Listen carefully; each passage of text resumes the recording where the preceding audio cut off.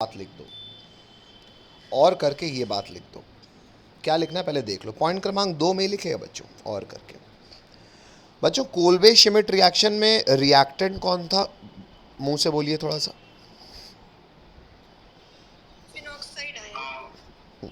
Fin reactant वो होता है बेटा जो बाजार से खरीद के लाते हैं। फिनॉक्साइड आयन एक इंटरमीडिएट है। हाँ, तो रिएक्टेंट कौन है बच्चों, फिनॉल। क्या अगर इसे मैं रिमोटिमन की तरह लिखना चाहूँ, अगर मेरे को स्कूल के बोर्ड में एग्ज़ाम में सवाल आ रहा है कि explain Kolbe electrolysis, sorry Kolbe reaction या कोल्बे श्मिट रिएक्शन, तो मैं क्या लिखूँगा।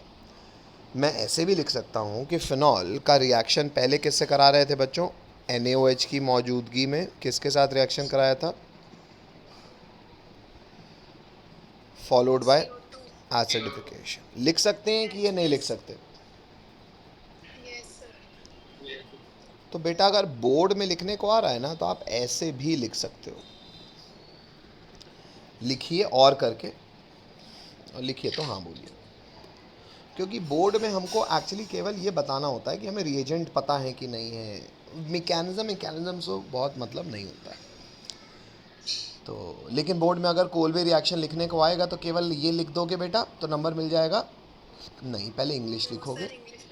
इंग्लिश होगी, phenol reacts with sodium hydroxide and carbon dioxide, followed by, इसको इंग्लिश में कैसा बोला जाता है रोमन नंबर रोमन नंबर 2 को, कि इससे रिएक्शन होने के बाद जो बना, followed by acidification gives orthohydroxy benzoic acid और salicylic acid, full stop. This is called Kolbe's reaction. समझ में आता है सबको? दिक्कत हो तो पूछ सकते हो बेटा।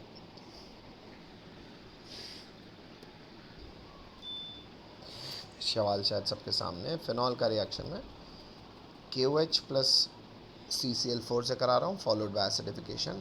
मुझे प्रोडक्ट का IUPAC नाम चाहिए।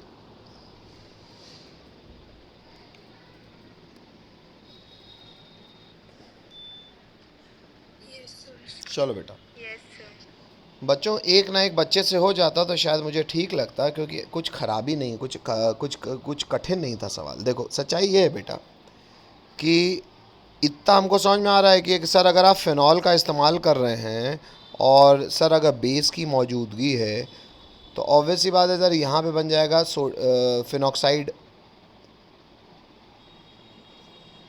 फिनॉक्साइड आयन के बारे में हमको ये भी पता है सर, रेजोनेटिंग स्ट्रक्चर से यहाँ पे माइनस आएगा। हाँ, माइनस पैरा में भी आएगा। आपने माइनस में क्यों ऑर्थो में क्यों रोक दिया, मैं बता रहा हूँ बेटा। क्योंकि यहाँ पे जो रिएजेंट है ना बच्चों, वो रिएजेंट कौन है, रिएजेंट है CCl4। KOH तो अभी भी मौजूद है कि नहीं है, KOH चला गया कहीं, है कि नहीं है? क्या बच्चों अल्काइल एलाइड का एक्वस KOH से रिएक्शन होता है? या आपने अल्काइल एलाइड में पढ़ा है? हाँ सर। क्या रिएक्शन होता है बेटा अल्काइल एलाइड का एक्वस KOH के साथ?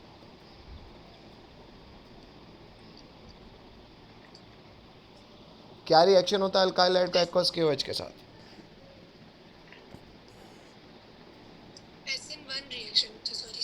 बेटा SN1 SN2 छोड़ना यार, बेकूफ़ी क्यों करनी। SN बोलो ना, कोई 1 2 पूछ रहा है तुमसे, हेलो। तो बेटा वैसे भी आप SN1 SN2 बोल भी नहीं सकते, क्योंकि ये तो मिथाइल है, एक ही कार्बन है। तो हम क्यों ये सब पंचायत पाले। हमको ये ज़रूर समझ में आ रहा है सर, मीडियम अगर Na, भाई मीडियम में KOH मौजूद है, तो KOH तो मीडियम है, मतलब ज़्यादा है, ज़्यादा है तो सब्सटीट्यूशन तो कर ही लेगा। 1 से करे 2 से करे, हमसे को पूछ ही नहीं रहा। तो सब्सटीट्यूशन हो जाएगा तो होगा क्या सर, एक कार्बन में 2 OH अनस्टेबल, ये भी आपको पता है, पेयर में डिहाइड्रेट करेगा। हेलो हेलो बेटा, डिहाइड्रेशन हुआ तो सर देखो 2 पानी के मॉलिक्यूल्स बन गए और साथ ही साथ एक बन गया बड़ा इंपॉर्टेंट व्यक्ति। कौन है वो इंपॉर्टेंट व्यक्ति? क्या CO2 के बारे में आपने अभी भी पढ़ाई की है कि कोल्बे रिएक्शन में कि ये माइनस आएगा अटैक करेगा? हेलो, बोलना पड़ेगा बच्चों। मतलब sir CCl4 in KOH is nothing but CO2 in KOH। Hello,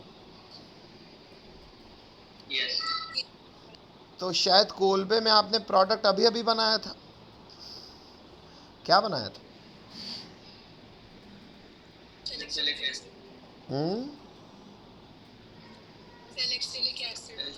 salicylic acid बना दो बेटा, और ये आंसर है आपका।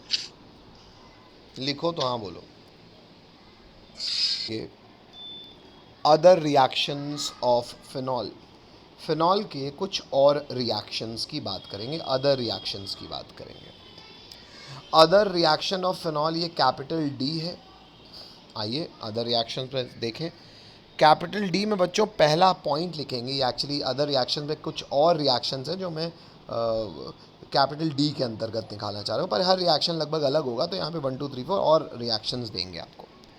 फर्स्ट में लिखेंगे ऑक्सीडेशन ऑफ फिनॉल, इंग्लिश लिखेंगे oxidation of phenol with chromic acid produces a conjugated diketone known as benzoquinone, BENZO, benzoquin, QUINONE, quinone.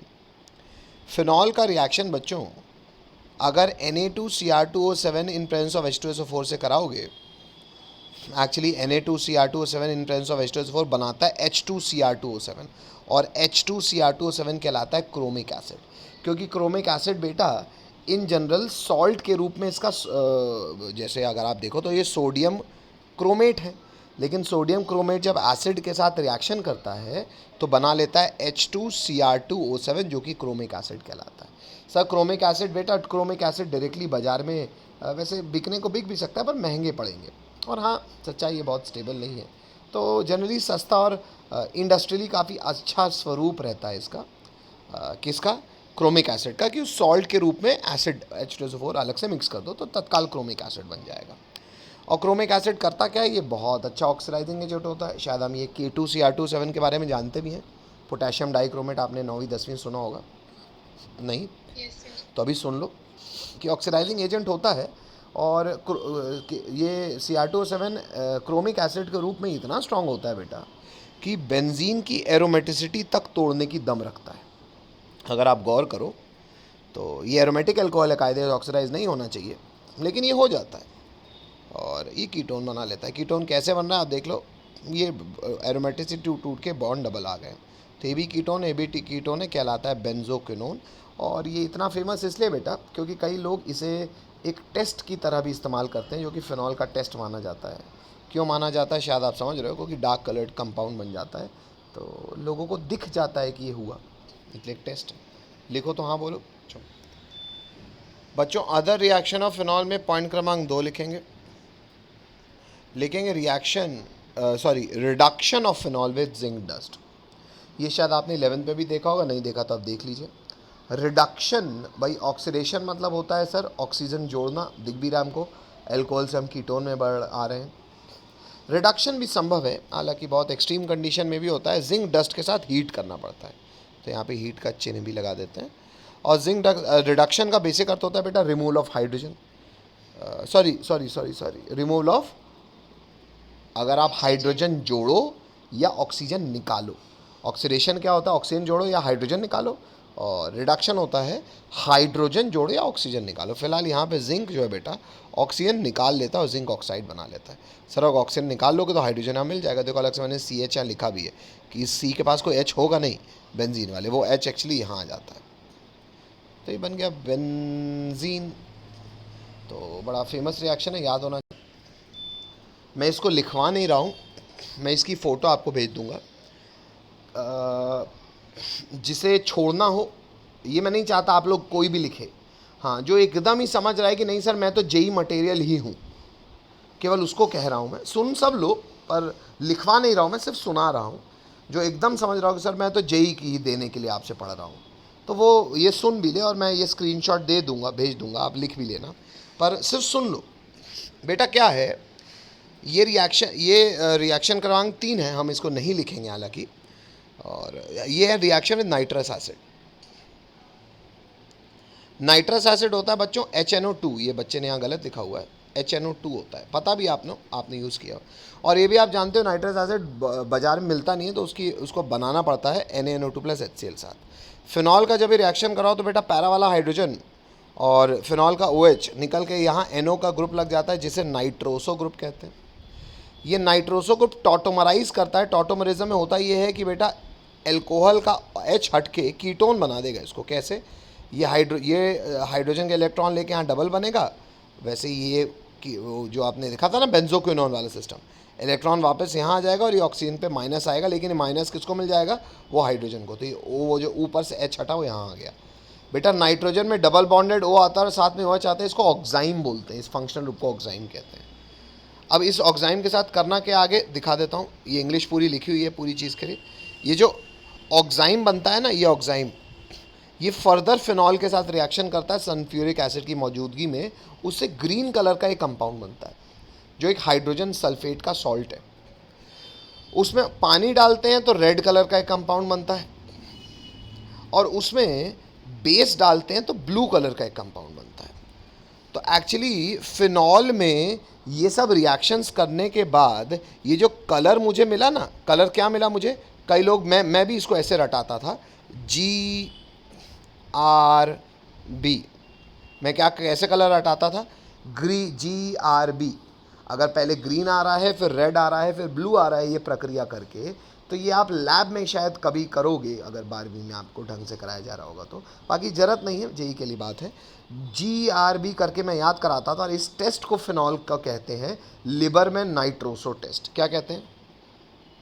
क्या कहते हैं? तो ये एक बहुत ही सोफिस्टिकेटेड सा टेस्ट है फिनॉल का, जो कि फिनॉल के अदर रिएक्शन पे मैंने लिखा है, पर मैं नहीं चाह रहा मैं आपको बताऊं, क्योंकि पॉइंट ब्लैंक बोर्ड की बात है। तो सर हमने अदर रिएक्शंस में कितने, वो आपको स्क्रीनशॉट लेके मैं भेज दूंगा। रुको, मैं स्क्रीनशॉट, मैंने इंग्लिश बोल ही दी, आपको रिकॉर्डिंग में बात मिली जाएगी, ये आपको स्क्रीनशॉट भी मैं भेज दूंगा।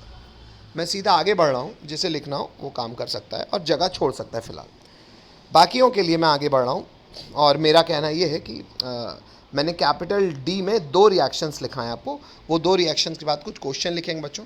क्वेश्चन लिखेंगे बेटा, क्वेश्चन लिखे सब लोग। बेटा अगर मैंने इथेनॉल का रिएक्शन कराया पहले CrO3 के साथ और फिर CrO3 एसिडिक मीडियम में, प्रयास करो आंसर ना देखो। ऊपर बन रहा है A, नीचे बन रहा है B। मुझे A और B का IUPAC नाम चाहिए। शायद कुछ लोगों को याद भी होगा, CrO3 एसिडिक मीडियम में क्या कहलाता है? Jones reagent. और कुछ नहीं लिखा है, मतलब CrO3 के नीचे मुझे क्या लिख देना चाहिए बेटा अगर कुछ नहीं लिखा है तो? कोई बताएगा? नोट्स पढ़ा हुआ बच्चा? नहीं बेटा, वहाँ शायद लिखा था मैंने माइल्ड ऑक्सीडाइजिंग एजेंट में, चेक कर लेना। लेकिन भाई मैंने कहा नोट्स किसी ने पढ़े हो तो। A क्या होगा, B क्या होगा? ये हालांकि रिवीजन के लिए सवाल है, इसलिए क्वेश्चन है बस।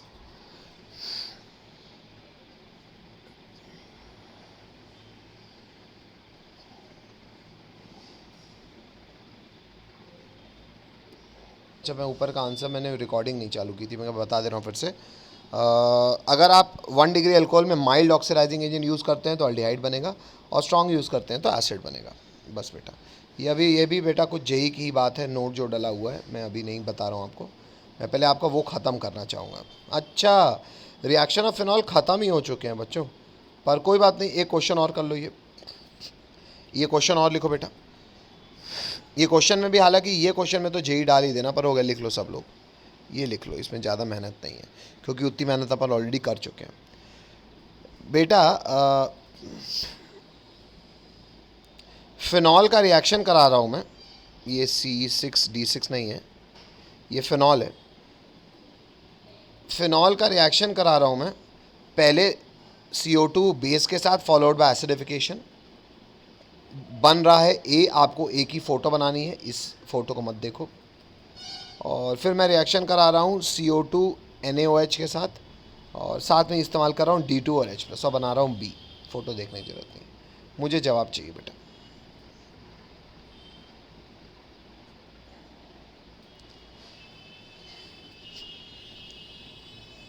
शायद A तो आप सबके लिए बहुत इजी है। हेलो,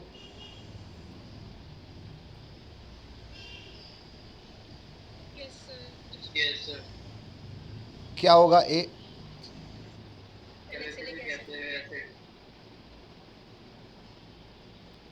लेकिन बॉम्बे क्या होगा बेटा? सर होगा तो वो भी सैलिसिलिक एसिड। पर OH की जगह OD आएगा। OH की जगह OD आएगा कि COOH की जगह COOD आएगा? OH की जगह OD आएगा। मैकेनिज्म देख लो सब बच्चे।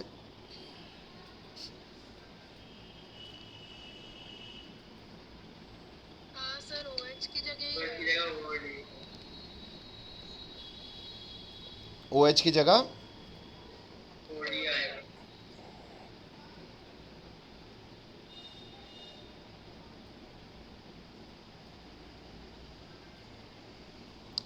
लिख लो बच्चों आंसर।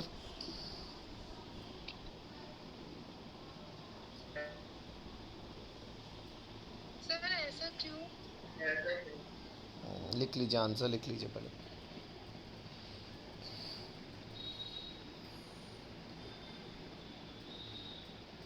हटा दूं? Yes sir. चलो बेटा, हालांकि मैंने सोचा था कोई तो जवाब दे देगा। मैंने शायद कल मैकेनिज्म भी बताई है बच्चों सबको। आइए फिर से दिखा दूं। ये आइसोटोपिक इफेक्ट कह के मैंने अलग से कलर करके दिखाया भी था, पर हो गया। ग्रामीण तो ग्रामीण ही होता है। देखो बेटा, मैकेनिज्म में लिखा भी हुआ है बेटा। जो O के पास हाइड्रोजन आ रहा है वो कौन सा है? बेंजीन रिंग का हाइड्रोजन है कि मीडियम का हाइड्रोजन है? बेंजीन रिंग का। बेंजीन रिंग में अगर H है तो O के पास क्या आएगा? H ही आएगा। ये जो COO माइनस है, ये एसिडिफिकेशन का मीडियम का जो एसिडिफिकेशन का जो H प्लस है वो किसके पास जा रहा है? कार्बोक्सिलिक एसिड पास कि अल्कोहल पास? कार्बोक्स के पास। ये मैंने बेटा कल भी बताया था, बल्कि कल तो मैंने कलर से बताया था, लेकिन हो गया, गधे गधे होते हैं। शायद समझ में आ गया हो। हेलो। Yes sir. तो जो मीडियम का H प्लस था वो COO को मिलेगा, तो क्योंकि मीडियम H प्लस नहीं D प्लस था, इसलिए COOD मिलेगा। हेलो। यस सबको बोलना पड़ेगा। हाँ सर। तो इतना ही कर लो बेटा तो बहुत है। ये फालतू बातें मैं अभी आपसे छुपा रहा हूँ। हाँ, कुछ और बातें पर वो जब जी आर्काइव्स में आओगे तो मैं आपको अलग से लिखवा दूंगा। अभी मैं टाइम वेस्ट नहीं कर रहा बच्चों। यहाँ से अब हम क्रोनोलॉजिकली हमने क्या क्या कर लिया है सर? क्रोनोलॉजिकली हमने chemical reactions of alcohol, chemical reaction ROH के ख़त्म कर दिए। केमिकल रिएक्शन एरोमेटिक अल्कोहल यानी कि फिनॉल के ख़त्म कर दिए। अब एक ऐसा ऑक्सीजन बचा है जिसके किसी भी तरफ H ना हो, तो वो ईथर बन जाएगा। पर फिर भी लगभग केमिकल रिएक्टिविटी ऑलमोस्ट तो सेम ही रहेगी, बिल्कुल सच्चाई। हाँ, फंक्शन में बहुत बड़ा फ़र्क है। पर एक बात कर रहा हूँ, इसी रिएक्शन के अंतर्गत पढ़ेंगे। तो आगे बढ़ते हैं और लिखते हैं, स्टार मार्क करके नेक्स्ट टॉपिक डालते हैं। लिखेंगे chemical reactions of ether. Chemical reactions of ether. Chemical reactions of ether में बच्चों लिखेंगे सबसे पहला कैपिटल A, और कैपिटल A में इंग्लिश लिखेंगे cleavage of C bond O bond in ether. मतलब मैं सर ईथर में तो C बॉन्ड O ही टूटेगा सर, क्योंकि दोनों तरफ C बॉन्ड O है। वो तो अल्कोहल में था कि कई बार O बॉन्ड H टूट रहा है, कई बार C बॉन्ड O। अरे हाँ, तो भी C बॉन्ड O टूटना है। इसको मैं लिखवा के अंतर्गत और रिएक्शंस बताऊंगा। तो कैपिटल में हेडिंग पहले डाल दो। हम उन रिएक्शंस की बात कर रहे हैं जिसमें C बॉन्ड O टूटे। आइए देखते हैं। C बॉन्ड O टूटने वाले रिएक्शन में लिखेंगे रिएक्शन क्रमांक 1, reaction with hello acids. Hello acids हम सबको पता है HX कहलाता है, बहुत आसान सी बात है। रोमन नंबर 1 लिखेंगे, इसमें हमको पता है ये ईथर है। बच्चों ये कैसा ईथर है? अगर एक जगह R और दूसरी जगह R डैश है तो ये कैसा ईथर कहलाएगा? कोई बता सकता है मुझे इंग्लिश? क्या बेटा? मिक्स्ड ईथर या अनसिमेट्रिकल ईथर। मिक्स लिखना आसान है मेरे लिए, इसलिए मैं मिक्स लिख देता हूँ। तो एक मिक्स्ड ईथर का अगर आप HX से रिएक्शन कराओगे तो टेंशन क्या है सर? सर एक C बॉन्ड हो तोड़ दो, मान लो यही वाला तोड़ देते हैं, तो एक R के पास आ जाएगा। अगर O के साथ टूटेगा तो बेटा O पे माइनस है, माइनस आ जाएगा प्लस H प्लस, और ये आ जाएगा X माइनस। कोई दिक्कत? कोई दिक्कत? और अगर फर्दर तुमने एच एक्स ज़्यादा इस्तेमाल किया हुआ है बेटा, तो जो आर डैश ओ एच बना है वो फर्दर एच एक्स से रिएक्शन कर जाएगा। ये फर्दर रिएक्शन हो रहा है, इसलिए यहाँ पे लिख भी दे रहा हूँ फर्दर। लेकिन ऑब्वियसली ये कब होगा बच्चों, जब एच एक्स कितनी मात्रा में होगा, ज़्यादा की कम? हाँ, तो होगा क्या, अगर ये ज़्यादा हुआ तो फर्दर ये एच ओ एच के साथ बन जाएगा पानी, और आर डैश मतलब आर का भी एक्स बन गया, आर डैश का भी एक्स बन गया। ये तो आसान सी बात है सर, पहले इतना लिखो, लिखो तो हाँ बोलो। मैकेनिज्म हेडिंग डाल के पेन कॉपी सब रख, पेन वेन सब रख दीजिए, और पहले तसल्ली से सामने देखिए। पहले इस चीज़ को समझना ज़रूरी है बेटा, लिख तो अपन सकते हैं। शुरू करूँ? Yes sir. चलो अब बेटा पेन वेन रख दो सब लोग। रोमन नंबर 1 में ही हम थोड़ा सा मैकेनिज्म समझना चाह रहे हैं। भाई ये देखें सर, बड़ा आसान सी बात है, ये ईथर है। अच्छा, एक जगह आर है, दूसरी जगह यहाँ पे लिखा नहीं है, आप लोग इसको आर डैश कर दीजिएगा, ऑब्वियसली कॉमन सेंस हमारा यहीं से शुरू हुआ था। एक जगह आर है, दूसरी जगह आर डैश है, ये ईथर है, ईथर के ऑक्सीजन के लोन पेयर है। एच एक्स के साथ जब ये रिएक्शन करेगा, ऑब्वियसली आप इतनी बात जानते हो, ये डेल्टा नेगेटिव, ये डेल्टा पॉजिटिव। अल्टीमेटली ईथर के सारे रिएक्शन बेटा होते मोर और लेस ऐसे ही हैं। क्या ऑक्सीजन के पे लोन पर उसे इलेक्ट्रॉन रिच बना देता है और ये किसी पॉजिटिविटी को ढूंढता है। तो ये ईथर अपने लोन पर इस हाइड्रोजन को देगा, एच को इलेक्ट्रॉन दे देगा, इस पर प्लस आ जाएगा, और ऑब्वियसली एक्स निकल जाएगा in form of x minus. ये ईथर जैसे अल्कोहल कहलाता था प्रोटोनेटेड अल्कोहल, ये ईथर कहलाएगा प्रोटोनेटेड ईथर। यहाँ तक समझ में आता है तो लिखिए, लिखिए तो हाँ बोलिए, दिक्कत हो तो पूछिए। पहले इतनी बात लिखो, लिखो तो हाँ बोलिए। सबसे पहले ईथर के केस में एक्चुअली होता है ये बेटा, ईथर के जो ऑक्सीजन इलेक्ट्रॉन रिच रहता है वो किसी भी पॉजिटिविटी को ढूंढता है और अपना इलेक्ट्रॉन दे देता है तो प्रोटोनेट हो जाता है, चिढ़ जाता है। अब ऑक्सीजन पे अगर प्लस आ जाएगा तो चिढ़ जाएगा तो आपको पता है क्या कर देगा, पर पहले लिखो प्रोटोनेटेड अल्कोहल, जैसे हम करते थे चिढ़ाने के लिए, वैसे प्रोटोनेटेड ईथर किया।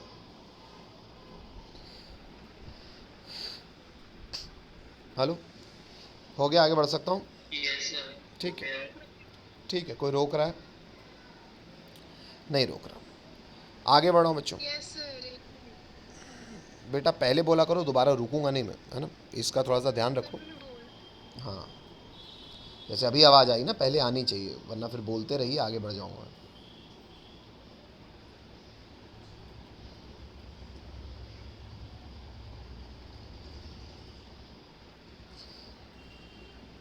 Yes sir. चलो अब बेटा ये जो प्रोटोनेटेड ईथर है, जैसे अल्कोहल के केस में भी हुआ था, यहाँ भी होगा। क्या होगा सर?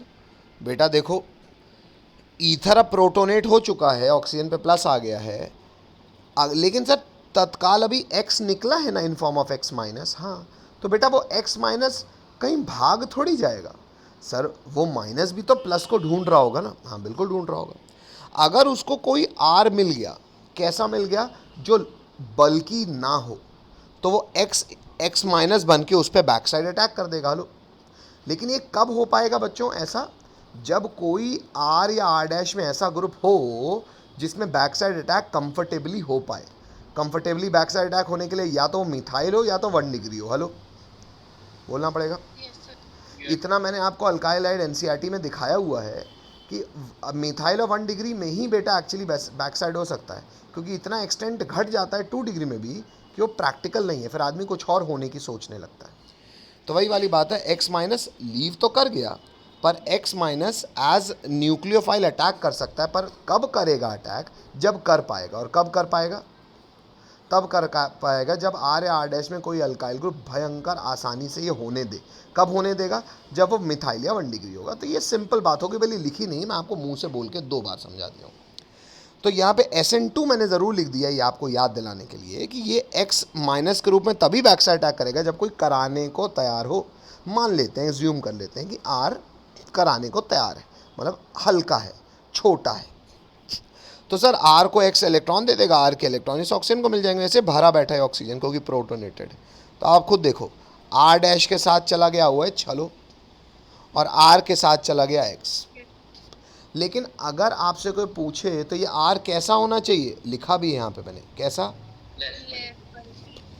इतना लिखो, और लिखो तो हाँ बोलो। तो हाँ रुकिएगा बेटा, बस ऐसे ऊपर की बात ही फिर से बोल रहा हूँ, कुछ नया नहीं कह रहा। कहने का अर्थ ये है मेरा कि R और R डैश में जो छोटा और हल्का होगा उसमें X चला जाएगा और दूसरे वाला R एल्कोहल बन जाएगा। लेकिन ये कब होगा? जब HX ज़्यादा ना हो। जब HX ज़्यादा ना हो मतलब 1:1 का रेशियो। सवाल ने ये ना लिखा हो कि HX ज़्यादा, अगर HX ज़्यादा हुआ तो नेक्स्ट लाइन से मेंशन करेंगे, लिखेंगे if HX is present in excess. अगर ज़्यादा हुआ तो ये तो हुआ ही, जो अल्कोहल बचा होगा उसको भी HX नहीं छोड़ेगा। क्यों? हमने शायद अल्कोहल के केस में देखा हुआ है। सर अगर HX ज़्यादा है तो दे तो ये भी H+ सकता है, ये अल्कोहल को भी प्रोटोनेट कर देगा इसका H+। तो अल्कोहल प्रोटोनेट हुआ तो अब तो सर SN1 हो जाएगा, ये कार्बोकेटायन आएगा और भले बल्कि हुआ तो कार्बोकेटायन बन जाएगा और ये X- अटैक कर देगा, तो R-X तो ये भी बन जाएगा। बस ये है कि SN1 से बनेगा। हेलो, शायद यही मैंने आपको स्टार्टिंग में जब रोमन नंबर 1 लिखा था तो दिखाया था, वो सिंपली दिखाया था। एक के साथ मैंने X जोड़ दिया था, दूसरे के साथ मैंने H जोड़ दिया तो एक अल्कोहल और अल्काइलाइड बन गया था, और जब एक्सेस में था तो दोनों अल्काइलाइड बन गए थे। यहाँ पे वही बात मैंने आपको थोड़ी सी मैकेनिज़्म के साथ डिटेल्ड में तरीके से बता दिया। लिखो तो हाँ बोलो, दिक्कत हो तो पूछो। समझ में आई हो तो आप इस सवाल का जवाब दे पाओगे। क्वेश्चन है बेटा, मैंने मिथॉक्सी ईथेन का इस्तेमाल किया एज रिएक्टेंट। पहले मैं इसका रिएक्शन HBr से करा रहा हूँ, A और B बना रहा हूँ, फिर HBr एक्सेस से करा रहा हूँ, C और D बना रहा हूँ। आपको मुझे ABCD का IUPAC नाम बताना है। प्रयास कीजिए, आंसर आए तो हाँ बोलो। अगर आपको मेरे द्वारा बताया गया ऊपर बात समझ में आई हो तो आप इस बात का जवाब दे पाएंगे। Br जो है वो न्यूक्लियोफाइल है, तो वो जो लेस बल्कि होगा उसी में जाएगा। बिल्कुल ठीक है बेटा। अगर मैकेनिज्म ऊपर दिख रही हो लिखने की ज़रूरत नहीं है। पहले ऑक्सीजन का ये प्रोटोनेट होगा ईथर, ऑक्सीजन का इलेक्ट्रॉन जाके Br- निकल जाएगा। Br- कहेगा अरे मैं लौट रहा हूँ, कोई मार खा रहा है क्या? मिथाइल कहेगा परफेक्ट, बिल्कुल मार। तो CH क्योंकि लीस्ट हिंडर्ड है, बेस्ट पॉसिबल केस है SN2 का, तो Br इस CH3 के साथ चला जाएगा और ये अल्कोहल बदल जाएगा। कोई दिक्कत पड़ेगा बच्चों? और शायद जब एक्सेस में यूज़ करोगे तो कोई टेंशन ही नहीं, क्योंकि हर व्यक्ति अल्कोहल अल्काइलाइड बन जाएगा। ये देखो यहाँ मैं स्टेप बाय स्टेप लिख भी रहा हूँ। चलो आप लोग भी नेक्स्ट टाइम से जिससे बन गया हो ठीक है, जिससे नहीं बना उसके लिए कह रहा हूँ मैं। ये वो ईथर था, सबसे पहले H+ को अटैक किया, प्रोटोनेट हो गया। फिर Br- बैक साइड अटैक करेगा, कहाँ करेगा? जहाँ लीस्ट हिंड्रेंस हो, यानी कि यहाँ पे एक बन जाएगा C के साथ Br और 2 कार्बन सा अल्कोहल। इस बच्चे ने H नहीं लगाया, आप ऐसी बेमानी मत करना, आप H लगाना। और अगर वही एक्सेस में हुआ तो एक तो अल्काइलाइड बन ही चुका है, जो B है मेरा जो बचा हुआ है यानी कि अल्कोहल, वो अल्कोहल फर्दर HBr के साथ क्या करेगा? पहले ऑक्सीजन इलेक्ट्रॉन देके प्रोटोनेट हो जाएगा, फिर पानी के रूप में निकल के कार्बोकेटायन बना लेगा, इसने सीधे बना दिया है। और फिर Br- आके अटैक करेगा, तो ये SN1 ही हो रहा है, ऐसा बन गया। हेलो हेलो, तो एक तो यही बनेगा, तो C यही होगा मिथाइल ब्रोमाइड, और D क्या होगा? Ethyl bromide. हेलो, दोनों Br हो जाएंगे। सफाई से पहले काम कर लो, अभी पढ़े हो कल भूल जाओगे, पहले इसको सफाई से नीचे सॉल्व कर लो, आंसर लिख लो, ABCD क्या है लिख लो, दिक्कत हो तो पूछो। नंबर 2 कुछ बातें बची हैं, आइए आज उसे समझने की कोशिश करें। रोमन नंबर 2 लिखेंगे alkyl aryl ethers. Alkyl aryl ethers मतलब एक तरफ R है, दूसरी तरफ एरोमेटिक रिंग है। तो alkyl aryl ethers are cleaved, मतलब उसमें C बॉन्डो टूटता है, are cleaved at the alkyl oxygen bond only. वो केवल R बॉन्ड O में ही टूटता है, वो एरोमेटिक बॉन्ड O का C बॉन्ड O नहीं टूटता। ये लिखा है इसने इंग्लिश में, लिखा है this is due to the more stable aryl oxygen bond. कह रहा है जो ऑक्सीजन का एरोमेटिक रिंग वाले कार्बन से रिश्तेदारी होती है वो स्ट्रॉन्ग है। क्यों? रीज़न शायद आपको पता है, बस अब मैं लिखूंगा अभी नीचे रेजोनेंस वाली पूरी बात, पर पहले इतनी इंग्लिश लिखो तो हाँ बोलो। इंग्लिश समझने में दिक्कत हो तो पूछ सकते हो। तो अल्काइल को कैसे लिख दूं मैं? ब्रैकेट में R, और अराइल को ब्रैकेट में क्या लिख दूं? हाँ पीएच या फिनाइल या एआर अराइल कुछ भी लिख सकते हो, बात एक ही है। शायद इंग्लिश समझ में आ रही होगी आपके, लिखो तो हाँ बोलो। कोई रोक रहा है? नहीं। अब यहाँ मैं पूरी रोमन नंबर 2 बेटा वही रेजोनेंस की बात करने वाला हूँ। अच्छा नहीं, रीज़न लिखा भी नहीं बेटा, तो आपने को ज़रूरत भी नहीं, अपने को पता है सर ऑक्सीजन कॉन्जुगेशन में जाएगा। किसी को दिक्कत है? कोई चाहता है मैं विस्तार से रेजोनेटिंग स्ट्रक्चर बनाऊँ? हेलो, चलो ठीक। कोई भी बच्चा, बोलना पड़ेगा बेटा मुंह से, मैं वाइट बोर्ड बना सकता हूँ लेकिन बोलना पड़ेगा। नहीं बोल रहा, ठीक है। तो सीधा बच्चों, हालांकि बोर्ड के हिसाब से भी आपको केवल इस चीज़ का इस्तेमाल करते आना चाहिए, इस बात का। तो एग्जाम्पल सीधा समझेंगे।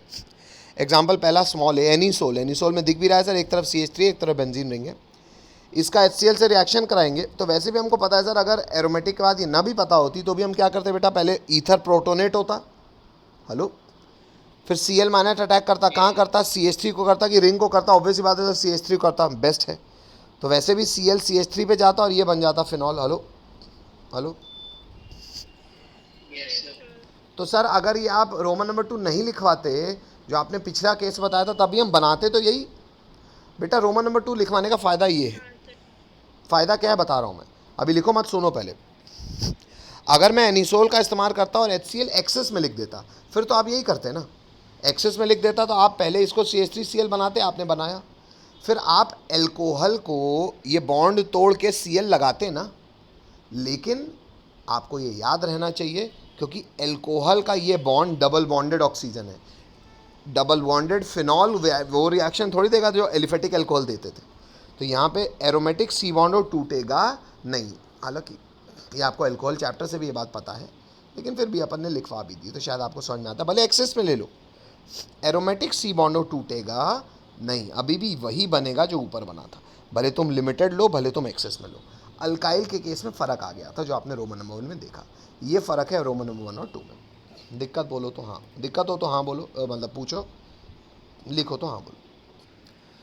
रोमन नंबर 3 में ईथर्स के केस में बात समझेंगे, लिखेंगे the order of reactivity of hydrogen halides with ether is as follows. ये हमने अल्काइल हाइड में भी देखा था, यहाँ पे भी बड़ा वन तो HX के साथ ही रिएक्शन है, तो HX के साथ ही रिएक्शन के बारे में अभी आगे पढ़ रहे हैं। रोमन नंबर 3 कह रहे हैं HX में जब HI होगा ना तो रिएक्टिविटी सबसे ज़्यादा होगी। शायद आपको बातें पता भी है क्यों, क्योंकि बॉन्ड लेंथ ज़्यादा होती है, उससे कम HBr, उससे कम HCl। और मैंने HF लिखा भी नहीं है, क्यों नहीं लिखा बच्चों, क्यों नहीं लिखा?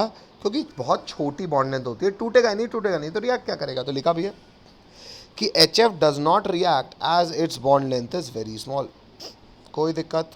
हेलो, फुल स्टॉप के बाद नेक्स्ट लाइन से लिखा है the cleavage of ethers takes place with concentrated HI और HBr एट हाई टेम्परेचर। कह रहा है कायदे से रिएक्टिविटी तो HI की ज़्यादा है, फिर HBr की है, फिर HCl की है, लेकिन अगर तुम प्रैक्टिकल लाइफ में मेरे से पूछोगे तो मैं कह रहा हूँ कि ईथर का C बॉन्ड हो तभी टूटता है जब आप क्या इस्तेमाल करो, या तो HI या तो HBr, वो भी कैसा, वो भी कैसा, मतलब जब भारी मात्रा में हो, और वो भी टेम्परेचर कैसा हो, हाई हो।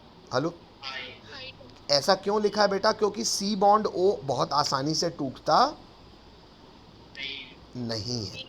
तो पहले तो तुमको स्ट्रॉन्ग एसिड चाहिए H+ दे के ईथर को प्रोटोनेट करने के लिए, और उसके बावजूद C बॉन्ड हो, फर्दर प्रोटोनेटेड ईथर का भी C बॉन्ड हो तोड़ने के लिए तुमको थोड़ा सा टेम्परेचर की भी आवश्यकता है। मतलब ये मैंने क्यों लिखा है पता है? क्योंकि मैं केवल आपको ये फील करवाना चाह रहा हूँ इस बात से कि ईथर की रिएक्टिविटी और एल्कोहल की रिएक्टिविटी में किसकी रिएक्टिविटी ज़्यादा है? एल्कोहल की। अल्कोहल की। केवल मैं ये बात इसीलिए लिखवा रहा हूँ कि एल्कोहल भी सेम रिएक्शन करता था, ईथर भी सेम प्रोटोनेट होकर काम कर रहा है, पर एल्कोहल की वो करने की शिद्दत बहुत ज़्यादा है, ये आपको समझ में आ जाए, ये इसलिए लिखा हुआ है। लिखो तो हाँ बोलो, दिक्कत हो तो पूछो। शायद इसलिए लिखते भी रहो, सुनते भी रहो, शायद इसलिए आपको, आपने वॉच भी किया होगा कि सर ईथर को ना हम फंक्शनल रूप की इज्जत भी नहीं देते हैं, एक ब्रांच की तरह प्रीफिक्स लिखते हैं इसका, एल्कोक्सी। हेलो, तो अगर सर इतनी रिएक्टिविटी चेंज होती तो फंक्शनल ग्रुप की इज्जत न देते, सफिक्स न लिखते, तो ठीक है, खैर समझ में भी आता है। लिखो तो हाँ बोलो। बेटा यहाँ पे मैंने ये रिएक्टेंट का HI के साथ रिएक्शन कराया और आपसे प्रोडक्ट पूछ रहा हूँ। सच्चाई ये है कि सबका आंसर गलत है। क्यों? सबका आंसर इसलिए गलत है क्योंकि मैंने आपको बातें ही बेटा पूरी नहीं बताई। पूरी नहीं बताई मतलब सर, पूरी नहीं बताई मतलब ये बेटा कि जो आपने मैकेनिज्म देखा है उस मैकेनिज्म में आपको सबसे पहली बात तो ये पता है कि ईथर के ऑक्सीजन हाइड्रोजन की तरफ जाएंगे और प्रोटोनेट होंगे। हेलो हेलो, और हमको प्रोटोनेटेड ईथर मिल जाएगा। यहां तक तो शायद सब पहुंच गए होंगे, बोलना पड़ेगा हेलो हेलो। लिखना मत बच्चों, अभी सिर्फ सुन लो, ज़रूरी बात कर रहा हूं मैं। बेटा ये प्रोटोनेटेड ईथर के बाद मुझे बताइए, कभी भी ईथर प्रोटोनेट होगा तो ऑब्वियस सी बात है, एल्कोहल जब प्रोटोनेट होता था तो होता क्या था बच्चों? सबसे पहला एल्कोहल के केस में याद करो, एल्कोहल प्रोटोनेट होता था तो मैं सीधा कभी भी बैक साइड अटैक कराया था कि मैं पहले वहां कार्बोकेटायन बनवाता था? हेलो, सब लोग इस चीज को चेक कर लो अपने नोट्स खोल के। एल्कोहल जब चिढ़ जाता था, प्रोटोनेट होता था, तो जैसे एल्कोहल प्रोटोनेट होता था वो करता क्या था? कार्बोकेटायन बनाता था। याद है? याद है? तो बेटा अगर ईथर प्रोटोनेट होगा तो कार्बोकेटायन क्यों नहीं बनाएगा, ये बताओ। सर ईथर प्रोटोनेट होगा तो कार्बोकेटायन इसलिए नहीं बनाया, पिछले केस में कार्बोकेटायन इसलिए नहीं बनाया क्योंकि पिछले केस में कार्बोकेटायन बनने को कोई तैयार नहीं था। क्यों नहीं तैयार था? इसलिए नहीं तैयार था बेटा सर, क्योंकि sir 1 degree carbocation less stable नहीं होता सर, स्टेबल ही कहना उसके लिए गलत बात है। हेलो हेलो,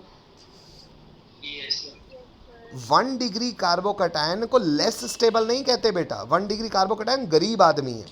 हेलो, ये नहीं कहते इसके पास पैसा कम है। हेलो, मिथाइल को तो आप रेस में गिनो ही मत। 1 डिग्री कार्बोकेटायन बेटा लेस स्टेबल नहीं होता।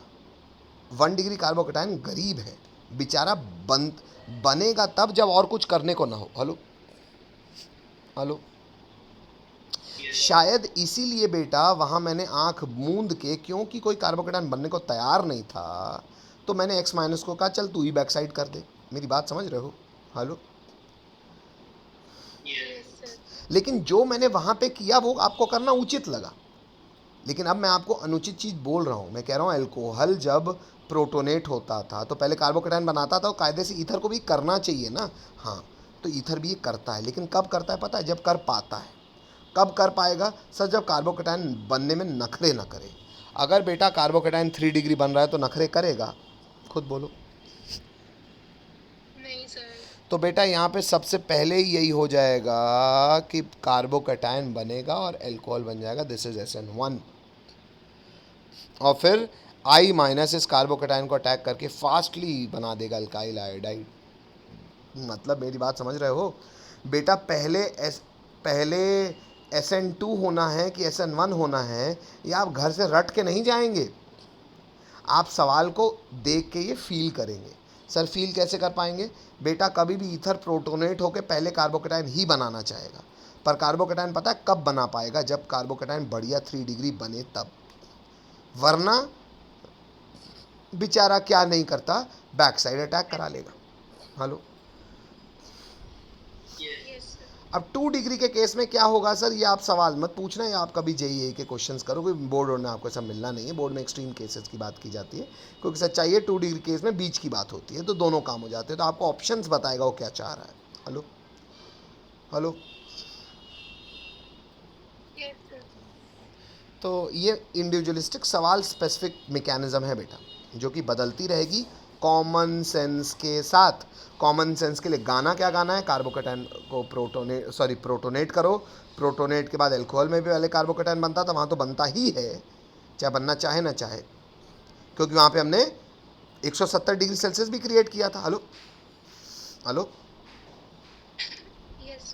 यहाँ पे हम बस बनता है नहीं बनता ये हम कार्बोकेटायन से पूछेंगे। अगर बनने को तैयार है 3 डिग्री तो बना देंगे, नहीं है तो बैक साइड कराएंगे, या फिलहाल तैयार है तो कार्बोकेटायन बना दिया।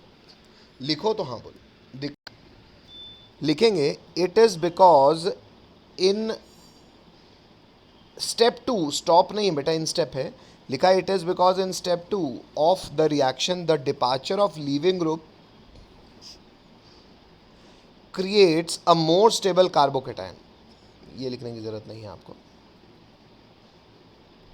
The departure of leaving group creates a more stable carbocation and the reaction follows SN1 mechanism. हालांकि लिखने की ज़रूरत मुझे नहीं लग रही, पर हो गया, लिखा तो लिख लीजिए आप लोग। लिखो तो हाँ बोलो।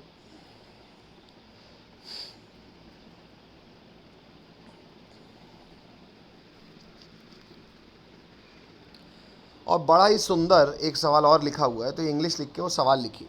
प्रयास करो, अगर कुछ सीखना चाहते हो तो आंसर ना देखो। सीखना चाहते हो यस सर। तो आंसर मत देखना। और सबसे पहले आपको ये सोचना है, इंग्लिश लिखने के बाद मन में ईथर को प्रोटोनेट करा लो HI के H से, और फिर ये सोचो I माइनस बैक साइड करेगा कि कार्बोकेटायन बनाना उचित।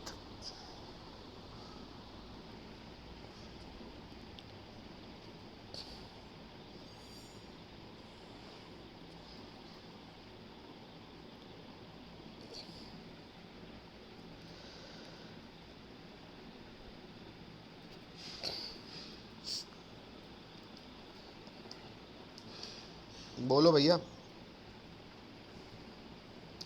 I minus back side SN2 करेगा कि SN1 से कार्बोकेटायन बनाना उचित? बोलो। सर SN1 इसमें ज़्यादा प्रेफरेबल रहेगा। SN1, एक का कहना है SN1, और कोई?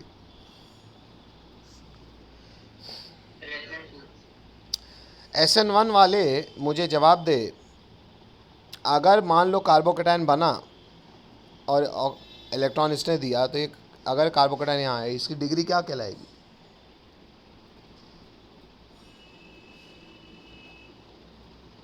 Yes sir. क्या कहलाएगी? अरे जल्दी बोलो यार। तो क्या सर? इसकी डिग्री क्या कहलाएगी? अगर एक कार्बोकेटायन 1 डिग्री। 1 डिग्री। अगर इधर कार्बोकेटायन बनाता हूँ तो डिग्री क्या कहलाएगी? 2 डिग्री। अच्छा 2 डिग्री कहलाएगा। फिर बेटा आप भजिए तलो। बच्चों, दोनों तरफ अगर कार्बोकेटायन बनता है, चाहे इस वाले कार्बन में चाहे इस वाले कार्बन में, कार्बोकेटायन 1 डिग्री ही कहलाएगा। और 1 डिग्री कार्बोकेटायन बनता नहीं है तो अगर नहीं बनता तो बच्चा क्या करना को बचा बैक साइड अटैक, तो ये I minus back side attack कर देगा। अब किस पे अटैक करेगा? इस पे, किस पे सर? वो फिर भी कम से कम ये 1 डिग्री है, लेकिन इसका बीटा तो बल्कि है, इसका तो कोई बीटा ही बल्कि नहीं, तो I माइनस बैक साइड आराम से यहाँ कर लेगा। तो ये बन जाएगा अल्काइल हाइड और ये बन जाएगा अल्कोहल। ये बन गया अल्कोहल, ये बन गया अल्काइल हाइड। कोई दिक्कत हो तो बोल सकते हो, कोई भी बच्चा। सिर्फ सवाल लिख लो और जगह छोड़ दो, घर में करना। ये एक ईथर है, HI के साथ रिएक्शन कराना है, आंसर मत लिख देखो। और ये भी एक ईथर है, इसका HI के साथ रिएक्शन कराना है, आंसर यहाँ लिखा भी नहीं है। ये रोमन नंबर 2 रोमन नंबर 3 आपका होमवर्क है, कल इस पर चर्चा करेंगे। इतना लिखो तो हाँ बोलो सवाल। और बस आज की क्लास यहीं समाप्त करता हूँ, बाकी के साथ कल मिलते हैं, तब तक के लिए बाय बाय। को रोक रहा है?